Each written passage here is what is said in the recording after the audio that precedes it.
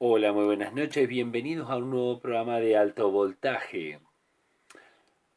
¿Cómo te va, Juanpi? Hola, gente. Hoy tengo la historia de alguien que el 9 de octubre hubiera cumplido exactamente 80 años. Hoy vamos a hablar de John Lennon.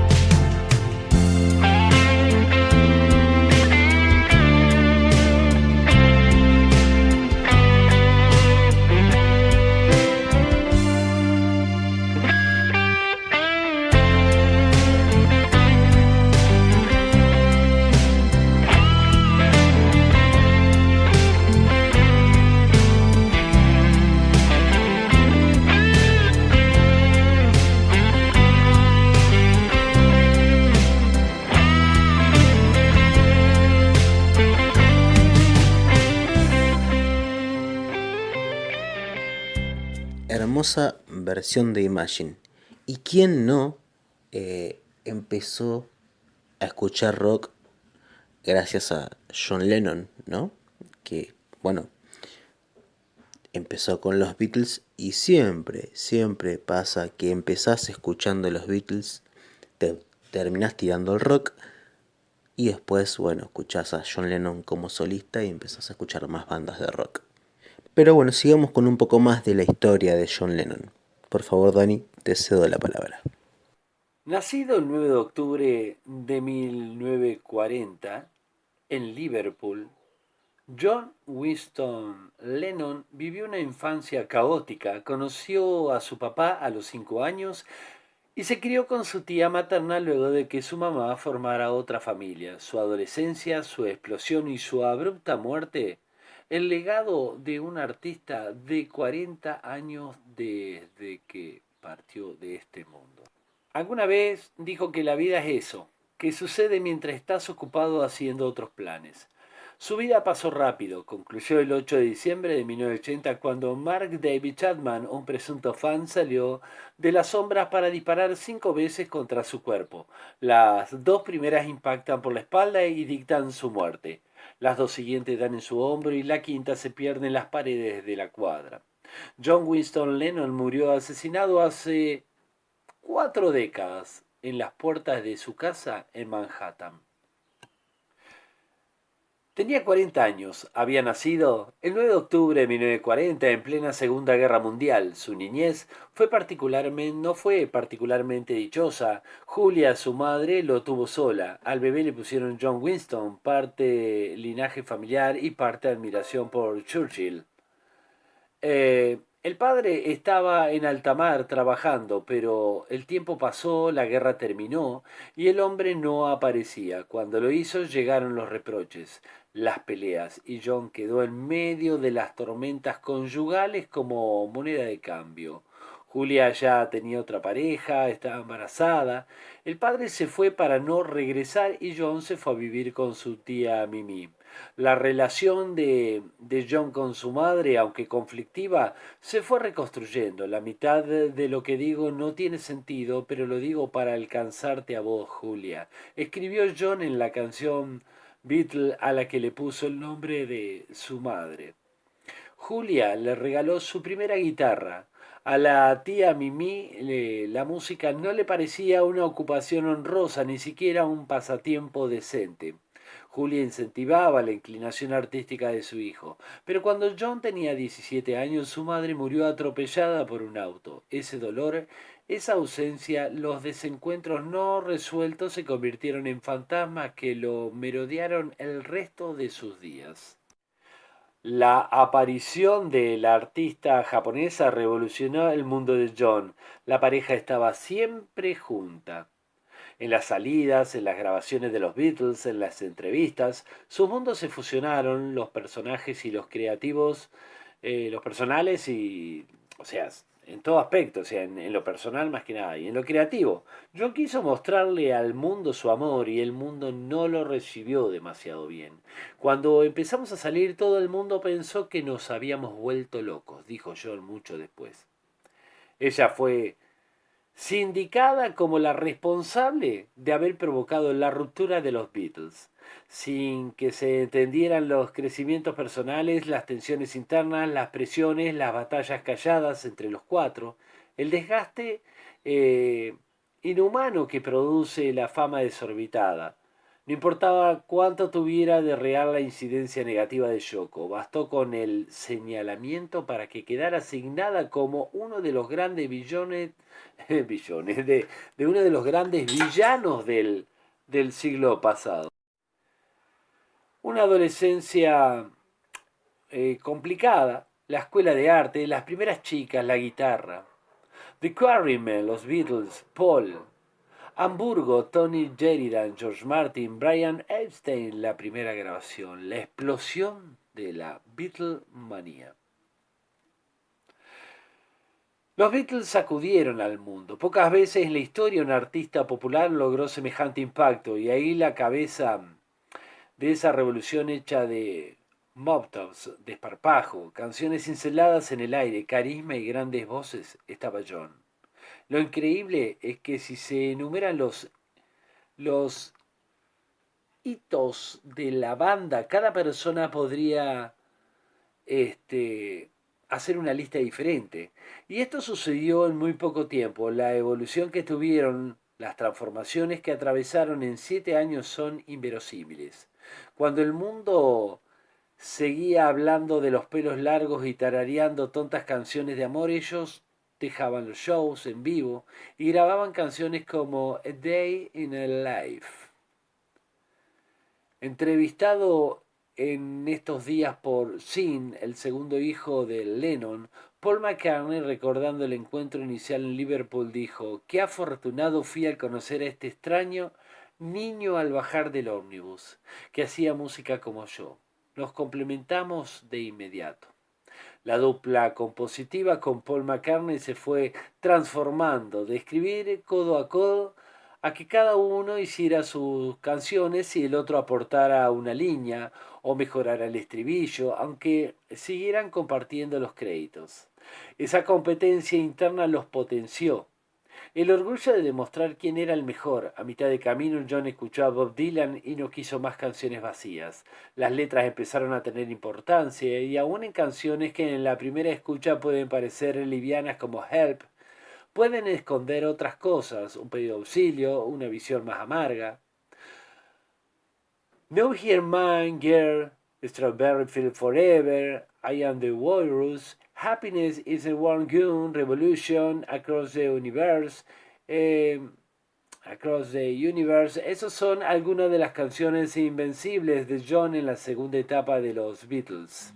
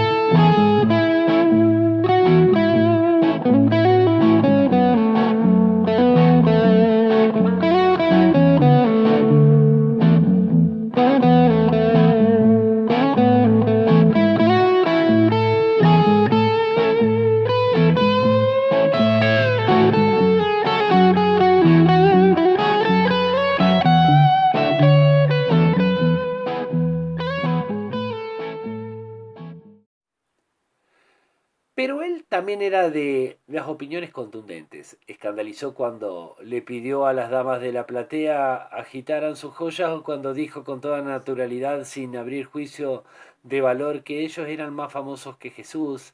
El camino de la experimentación, no solo lírica o sonora, también lo encabezaba él. La experiencia con el LSD también llegó a sus temas, lo mismo que las búsquedas experimentales y la realidad de madurar y transformarse a la vista de todo el mundo. Se había casado con Cynthia Powell, una compañera de la escuela de artes, sin inclusivo, ¿viste? Una compañero sería, ¿ah? Así en un idioma bien hablado. El noviazgo había durado varios años, en 1962 ella quedó embarazada, decidieron casarse, tuvieron a Julian, que en los 80 logró algunos hit pop con un timbre de voz muy parecido al de su padre. El inicio del matrimonio coincidió con la Beatlemanía. Si había alguna mínima chance de que la pareja tuviera éxito, esa situación la terminó de sepultar. Lennon reconoció con pesar que fue cruel con su primera esposa, que no la trataba bien, que derramó todo su machismo sobre ella. La pareja se fue descomponiendo, pero no se separaron hasta que ella encontró a John con Yoko en su hogar. ¡Ja! ¿Qué tal? La pareja editó varios discos juntos. Los álbumes experimentales, esas aventuras sonoras con Yoko, fueron más un gesto de modernidad, de búsqueda que obras avant-garde. Pero ese gesto provenía de un Beatle. Ya desde la tapa hacían su declaración John y Yoko parados de frente, totalmente desnudos, en una postura más desafiante que erótica. O Yoko, ¿eh? Eh, internada tras un aborto espontáneo, con John acompañándola tirado en el piso. Cuando le tocó salir como solista con su primer disco tradicional, su primer disco, sí, ese tradicional, podría haber elegido cualquier camino, pero él optó por dividir el nombre junto al de Yoko, Plastic Ono Band. El mundo no veía bien la relación, la acusaban a ella de la disolución de los Beatles y él la llevaba al título del LP. Ella era su identidad.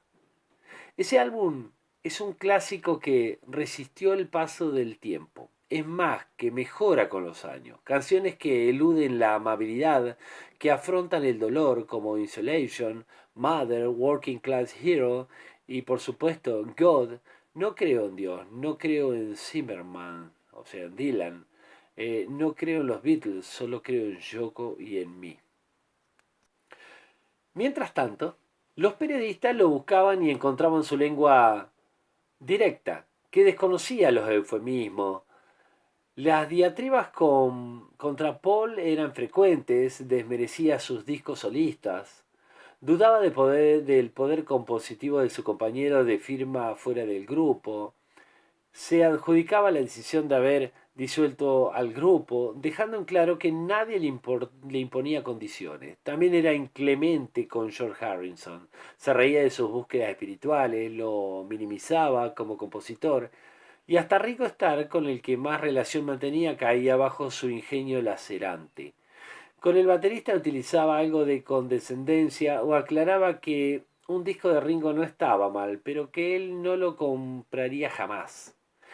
Desde la separación más allá de encuentros momentáneos, John buscó destacarse entre los ex Beatles y fue el que siempre se mostró más firme en cuanto a rechazar toda posibilidad de reunión de la banda. Eso era el pasado y él miraba hacia adelante. Es muy cierto todo esto. Eh, Tenía esa cosa, John, de que si grababan una canción, por ejemplo, si la cantaba Paul y él grababa el piano, lo mejor de la canción era su piano. Tenía esos moditos, lamentablemente, aunque era un genio como músico, ¿no? Pero sí, tenía esas cosas, esos delirios por ser la estrella, digamos. Recordá que si sos nuevo podés suscribirte a nuestro canal para recibir la notificación cada vez que hacemos una emisión de nuestro programa. Bueno, ahora sí sigamos con un poco más de la historia de John Lennon. Después vino Imagine, su gran éxito solista. La tapa onírica, él mirando de frente con sus anteojos redondos, la nube y el cielo. Canciones de amor y de odio como How Do You Sleep, su catarsis antipol. Supongamos que el disco no hubiera llevado de título el de esa canción Imagine. De todas maneras hubiera conseguido resaltar un himno que traspasa fronteras y épocas. Lejos está de ser su mejor canción, pero como buena gema pop logra en pocos minutos encerrar un mundo. Un mensaje pacifista y esperanzador compuesto una mañana mientras miraba a Yoko en su habitación y grabando en un Steinway en Inglaterra en apenas 2 tomas. Hubo también otros gestos. Los bed-in, la pareja acostada en una cama del hotel mientras recibía periodistas y transmitía un mensaje pacifista. Otra vez el impacto, los amigos y la grabación de Give Peace a Chance. eh, Dale una oportunidad a la paz, una canción de fogón, otra vez ingenua, machacona, efectiva. La búsqueda por comunicar de una manera diferente, de llamar la atención sobre una causa noble. Toda la puesta en escena tiene algo artificial, exhibicionista y hasta algo ridícula, pero también, aunque parezca que exista alguna contradicción con el primer adjetivo real y noble. Billy Corgan dijo, la gente se reía del bed-in, pero para mí ahora es un gesto revolucionario de la mayor magnitud. Fue la primera persona que de manera pop dijo que la paz era importante. Puede ser considerado gesto trivial o inocuo, pero como afirma Corgan, Lennon, en medio de un clima de agresividad, en medio de guerras, revoluciones, de jóvenes que creían que el camino era el de la violencia, se paró, en realidad se acostó frente a ellos y clamó por la paz. El otro elemento a considerar es su situación en Estados Unidos. Amenazado con ser deportado por la administración Richard Nixon, con problemas con la justicia, él no cedió a las presiones. Tiempo después, las grandes capitales del mundo tuvieron enormes afiches que en letra catástrofe anunciaban The war is over, la guerra terminó. La letra chica, como en todo contrato, relativizaba la afirmación de si tú quieres, explicara. Eso es lo que explicaba, ¿no? Si tú quieres. John grababa un disco por año, pero la recepción crítica y de público no siempre era la que él deseaba o esperaba. Era como que todos esperaban más de él, o como si siempre esperaban algo distinto de lo que él les brindaba. No es divertido ser artista, escribir es una tortura. Si pudiera ser un puto pescador lo sería, declaró. En 1973, en medio de la grabación de Mind Games, se rompió su matrimonio. Todo había comenzado, terminado en una fiesta en la que John desapareció de la vista de Yoko unos minutos. Ella supo que estaba sucediendo, pero no hizo nada por impedirlo. Lo único que esperaba era discreción, pero las circunstancias jugaron en contra. Uno de los invitados se quiso retirar de la fiesta antes. Al ir a buscar con los anfitriones sus abrigos el dormitorio principal de la casa en la que la reunión tenía lugar, se encontraron con una sorpresa al prender la luz. John Lennon estaba teniendo sexo con una joven y rubia invitada. Yoko no hizo ningún escándalo público. Pero unos días después la pareja tuvo una charla definitiva. Yoko Ono le dijo a John, te devuelvo tu libertad. El arrepentimiento del Beatle y sus disculpas no alcanzaron. Debió dejar la casa que compartían. La separación de Yoko lo llevó al fin de semana perdido. Un año y medio en el que se dedicó a salir cada noche con Harry Nilsson, Ringo, Kate Moon y varios más. Un romance con May Pang, la chaperona que le había mandado Yoko, el disco de covers de las canciones que a él lo habían hecho. La pareja una vez más se juntó. Yoko quedó embarazada de John y Lennon se retiró por 5 años. Cocinó, cambió pañales, se quedó en su casa a criar a su hijo. Tampoco fueron años totalmente tranquilos, luchó con sus contradicciones, contra su fantasma, con sus enojos repentinos. Y en 1980, tras un viaje a Bahamas con Jen, decidió volver a grabar, pero una vez más él pondría las condiciones, rechazó las ofertas millonarias de las discográficas más importantes. ¿Quién no quería editar el disco del regreso de Lennon? Porque A esta solo le importaban sus canciones. Él quería compartir los surcos del disco con Yoko, darle visibilidad a su música. Escribí Woman y es The Nigger of the World hace más de una década, pero era una declaración. Bien intencionada, pero solo una declaración. Yo tenía que hacer mucho más para respetar a las mujeres, trabajar internamente para lograr sacarme esos prejuicios de encima, declaró John en su primer deconstruido célebre. Double Fantasy apareció a fines de 1980. La recepción al principio fue tibia. Las canciones de Yoko en el medio de las de John molestaban y Lennon les había dado otra vez algo que no esperaban. Era un canto emocionado a la adultez, al encanto de la vida doméstica, del goce que significa el calor familiar. Lo acusaron de blando, algún crítico hasta lo mandó a lavar los platos, a él no le importó. Estaba feliz de estar de nuevo en el ruedo. Se demostró que no estaba oxidado, mantenía su superpoder, aún podía escribir canciones hermosas. Enseguida entró al estudio a grabar el sucesor. Creía que se podía llamar Milk and Honey. Las épocas de furia habían quedado atrás, muy lejos. Pero volviendo del estudio, el 8 de diciembre de 1980, en la puerta del Dakota lo esperaba ese retardado joven relleno, algo tímido, de mirada tosca, que tenía un trajinado ejemplar de la novela de Zellinger en un bolsillo. Mark David Chapman, quien hoy tiene alrededor de 65 o 66 años, cumple la sentencia de cadena perpetua en el Centro Correccional de Wentz, a 40 años de haber efectuado los disparos que terminaron la vida del Beatle. Intentó pedir perdón a Yoko Ono y explicar su crimen. Sabía que estaba mal y lo hice por la gloria. Una palabra, solo gloria. Es eso. Él era famoso, extremadamente famoso, por eso encabezaba mi lista. La ucronía imposible. ¿Cómo hubiera envejecido Lennon? ¿Cómo sería a los 80 hoy Lennon, no? ¿Hubiera seguido grabando? ¿Cuáles serían sus posturas políticas? ¿Se hubiera suavizado su acidez? Su imagen quedó cristalizada en el momento de su muerte. ¿Cuál es tu Beatle favorito? Esa pregunta, desafío, ¿qué puede definir la manera en que miramos a una persona? En un momento, en realidad, durante mucho tiempo, el que casi monopolizaba las referencias era John. La muerte prematura, el perfil alto, las declaraciones fuertes, el mensaje político, el pacifismo, las canciones gloriosas, algo así había profetizado a fines de los 60. La gente prefiere un santo muerto que gente que molesta e incomoda como Yoko y yo. Sin saber que él ocuparía el primer lugar de esa frase.